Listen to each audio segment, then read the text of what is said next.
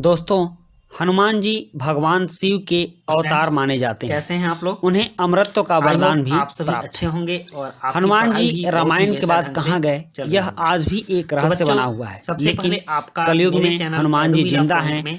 आज इसका सबूत मैं आपको दिखाऊंगा। रामायण की लड़ाई में हनुमान जी ने बहुत ही वीरता के साथ लड़ा और भगवान राम का साथ दिया। सारे वीडियो बहुत ही ऐसी जगह वह भगवान राम के सम्मुख दोस्त की तरह और एक सेवक की तरह उभर कर आए, जिससे भगवान राम खुश हो गए और वो रावण पर विजय प्राप्त कर सके। 8 की वर्कशीट नंबर राम रावण की लड़ाई के बाद हनुमान जी ने राम जी का बहुत साथ दिया और अयोध्या तक भी उनके साथ गए।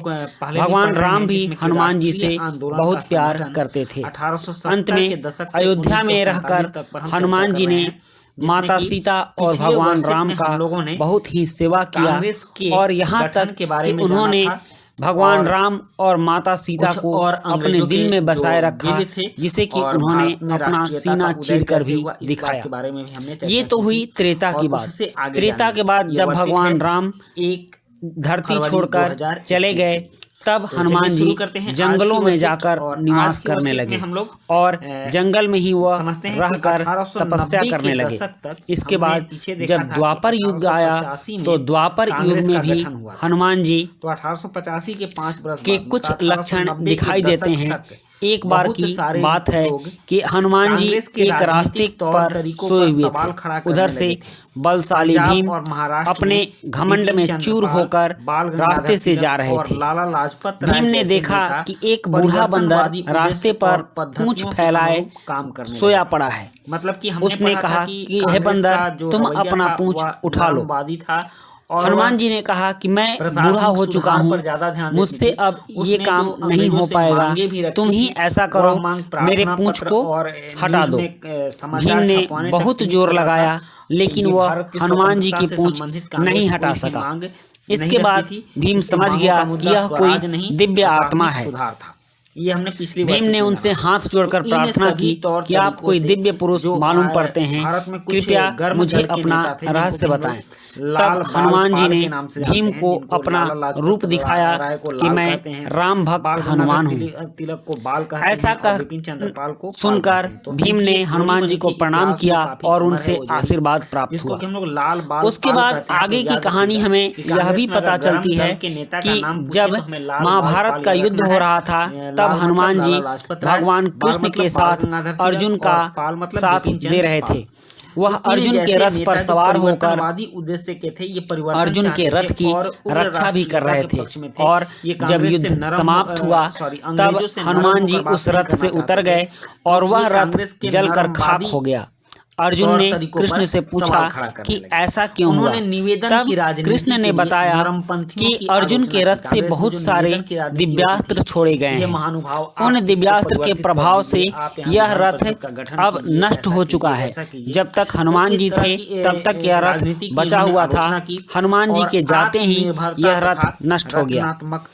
आगे जब द्वापर युग भी समाप्त हुआ और बारी कलयुग की आई, तो कलयुग में भी हनुमान जी के लक्षण दिखते हैं और हनुमान जी हैं, ऐसे उदाहरण मिलते हैं। तुलसीदास ने कहा है कि वो हनुमान से ही प्रेरणा लेकर रामचरितमानस की रचना किए और मैं इसे हनुमान जी ने ही उनसे रामचरितमानस लिखने को कहा और तुलसीदास जी ने हनुमान जी से सीखकर ही रामचरितमानस की रचना की, जिससे कि यह दिव्य ग्रंथ बन गया और आज भी हमारे घरों में रामचरितमानस देखने को मिलता है। उसके बाद श्रीलंका के कबीले एक हैं मातंग कबीले। ये लोग आज भी कहते हैं कि हर 41 वर्ष के बाद इन कबीलों के बीच हनुमान जी आते हैं और अपना दर्शन देते हैं। श्रीलंका में आज भी बड़े बड़े पैरों के निशान हैं, जो यह कहानी बयां करती है कि हनुमान जी इधर से होकर गुजरे थे। अंग्रेजों ने अब कलयुग में जब भगवान कल्कि का अवतार होगा, तब हनुमान जी पुनः एक बार लोगों के सम्मुख आएंगे और भगवान कल्कि के साथ मिलकर ब्रिटिश भारत इस पृथ्वी पर से दुष्टों का संहार करेंगे और अंत में भगवान कल्कि ही में समाहित हो जाएंगे। तो दोस्तों कैसी लगी हमारी ये वीडियो, और अगर अच्छी लगी तो आप एक लाइक जरूर करेंगे और हमारे चैनल को सब्सक्राइब भी करेंगे। इस प्रशासकीय सुविधा का मतलब क्या था, किसको सुविधा मिलने वाली थी? जाहिर है इसका ताल्लुक अंग्रेज अफसरों और व्यापारियों के फायदे से था, लेकिन सरकार ने गैर बंगाली इलाकों को अलग करने के बजाय उसके पूर्वी भागों को अलग करके असम में मिला दिया।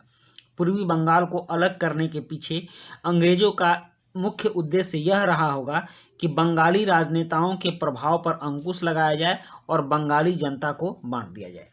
पूर्वी बंगाल में क्या हुआ था बच्चों, कि पूर्वी बंगाल में मुसलमानों की संख्या ज़्यादा थी और पश्चिमी बंगाल में हिंदुओं की संख्या ज़्यादा थी। तो इन लोगों ने एक तरह से सांप्रदायिक आधार पर बंगाल का बंटवारा कर दिया और देश के नागरिकों के बीच फूट डाल दी, हम भारतीयों के बीच फूट डाल दी और शासन करने का काम अंग्रेजों ने शुरू किया। हालांकि इन्होंने कहा कि हम प्रशासनिक सुविधा की दृष्टि से बंगाल का बंटवारा करते हैं, लेकिन यह जो काम हुआ 1905 में बंगाल का बंटवारा, भारतीयों के मन में जो स्वतंत्रता की चिंगारी थी उसको इन्होंने ज्वाला बना दिया और पूरे भारतीय एक तरह से अंग्रेजों के खिलाफ हो गए और इसी का परिणाम हुआ स्वदेशी आंदोलन। विभाजन से देश भर में गुस्से की लहर फैल गई। मध्यमार्गी और आमूल परिवर्तनवादी कांग्रेस के सभी दलों ने इसका विरोध किया। इससे जो संघर्ष उपजा उसे स्वदेशी आंदोलन के नाम से जाना जाता है और स्वदेशी आंदोलन का कारण था बंगाल विभाजन। ब्रिटिश शासन का विरोध किया गया, विशाल जनसभाओं का आयोजन किया गया और जुलूस निकाले गए। बड़े बड़े जनसभा हुए, लोग एकत्रित हुए, जुलूस निकाले गए और अंग्रेजों की थू-थू हुई। स्वयं सहायता, स्वदेशी उद्यमों, राष्ट्रीय शिक्षा और भारतीय भाषा के उपयोग को बढ़ावा दिया गया। मतलब कि भारत को आत्मनिर्भर बनाने की ओर अग्रसर किया गया कि हम अपनी बनाई हुई चीज़ पहनेंगे, अपने विद्यालय में, अपने राष्ट्र के विद्यालय में शिक्षा लेंगे और अपनी भाषा बोलेंगे। यह आंदोलन बंगाल में सबसे ताकतवर था, परंतु अन्य इलाकों में भी इसकी भारी अनुगूंज सुनाई दी। मतलब बंगाल के अलावा भी स्वदेशी आंदोलन भारत में और भी बहुत जगह पनपा और चला। आंध्र के डेल्टा इलाकों में इसे वंदे मातरम आंदोलन के नाम से जाना जाता था। कुछ लोग ब्रिटिश शासन को उखाड़ फेंकने के लिए क्रांतिकारी हिंसा के समर्थक थे। यहाँ तक कि कुछ लोग ऐसा भी सोचते थे कि ब्रिटिश शासन को उखाड़ दें, इसके लिए हमको अगर ब्रिटेन वासियों को मारना पड़े तो वो भी जरूरी है, मैं मारूंगा, लेकिन ब्रिटिश वासियों को भारत से भगा कर लूँगा। तो इस तरह का था हमारा स्वदेशी आंदोलन और स्वदेशी आंदोलन का कारण था बंगाल विभाजन। बंगाल विभाजन कब हुआ? 1905 में हुआ। किसने कराया? तो वायसराय लॉर्ड कर्जन ने। अब बच्चों उस समय की कुछ महत्वपूर्ण घटनाएं थी, उन पर भी हम गौर कर लेते हैं। सबसे पहले 1906 में ढाका में मुस्लिम लीग का गठन हुआ। ये जो पूर्वी बंगाल का जो बंटवारा हुआ, तो पूर्वी बंगाल के ढाका में एक संस्था बनी मुस्लिम लीग। ठीक, आप इसको याद रखिएगा, यह बनी मुस्लिम लीग का गठन हुआ 1906 ईस्वी में। उसके बाद 1907 में कांग्रेस मध्यम मार्गी और आमूल परिवर्तनवादी दो धड़ों में विभाजित हो गई। मतलब एक ऐसा धड़ जो परिवर्तन चाहता था और एक ऐसा धड़ जो नरमपंथी था, परिवर्तन नहीं चाहता था। कांग्रेस का विभाजन दो भाग में हो गया, जिसको कि हम लोग जो परिवर्तन चाहता था उसको गरम दल के नाम से जानते हैं और जो परिवर्तन नहीं चाहता था उसको नरम दल के नाम से जानते हैं। तो मतलब कि आम तौर पर कांग्रेस का विभाजन दो भाग में, एक गरम दल और एक नरम दल वाले नेताओं के पक्ष में हो गया। वह 1907 में हुआ। 1909 में परिषदों में मुसलमानों के लिए अलग निर्वाचिका की व्यवस्था की गई। 1909 में एक और महत्वपूर्ण घटना घटी कि मुसलमानों के लिए अलग निर्वाचन क्षेत्र की व्यवस्था की गई और यह भारत में सांप्रदायिक विरोध फैलाने का और सांप्रदायिक तनाव फैलाने का बहुत ही बड़ा कदम उठाया गया। 1915 में कांग्रेस के दोनों खेमों में एकता आ गई। नरम दल और गरम दल में जो कांग्रेस बटा था वह पुनः दोनों मिलकर एक हो गया 1915 में। और 1916 में कांग्रेस और मुस्लिम लीग में लखनऊ में समझौता हुआ, जिससे कि कांग्रेस और मुस्लिम लीग एक साथ काम करने लगी, जिसको कि हम लोग लखनऊ पैक्ट के नाम से जानते हैं। तो बच्चों ये थी आपकी वर्कशीट जिसमें हम लोगों ने बहुत ही महत्वपूर्ण बातों को जाना। अब इस वर्कशीट में आए कुछ प्रश्नों पर भी हम लोग गौर करेंगे। यहाँ 4 प्रश्न दिए गए हैं, तो चलिए चारों प्रश्नों के उत्तर लिखने के लिए हम आंसर शीट पर चलते हैं। प्रश्न 1, कांग्रेस के नरमपंथियों की आलोचना क्यों होने लगी थी? तो इसका उत्तर है कांग्रेस के निवेदन की राजनीति के लिए नरमपंथियों की आलोचना होने लगी थी। उसके बाद प्रश्न 2 है, बंगाल के विभाजन के पीछे अंग्रेजों की वास्तविक मंशा क्या थी? तो इसका उत्तर है बंगाल के विभाजन के पीछे अंग्रेजों की वास्तविक मंशा बंगाली राजनेताओं के प्रभाव पर अंकुश लगाना और बंगाली जनता को बांटने की थी।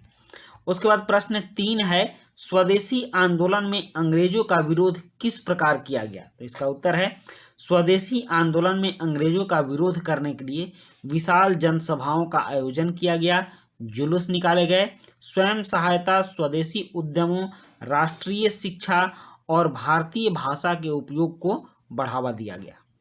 उसके बाद प्रश्न 4 है, बाल गंगाधर तिलक का प्रसिद्ध नारा है, स्वतंत्रता मेरा जन्मसिद्ध अधिकार है और मैं इसे लेकर रहूंगा। उनके नारे की तरह आप भी देशभक्ति पर आधारित एक नारा लिखिए। तो इसका उत्तर है आपको एक नारा लिखना है, तो मैंने लिखा है मेरी जान हिंदुस्तान। तो बच्चों कैसी लगी आपको ये वर्कशीट? अगर वर्कशीट अच्छी लगी हो तो आप लाइक, सब्सक्राइब, कमेंट जरूर कीजिएगा और अपने दोस्तों के बीच शेयर भी कीजिएगा। मिलते हैं नेक्स्ट वर्कशीट में। Thank you.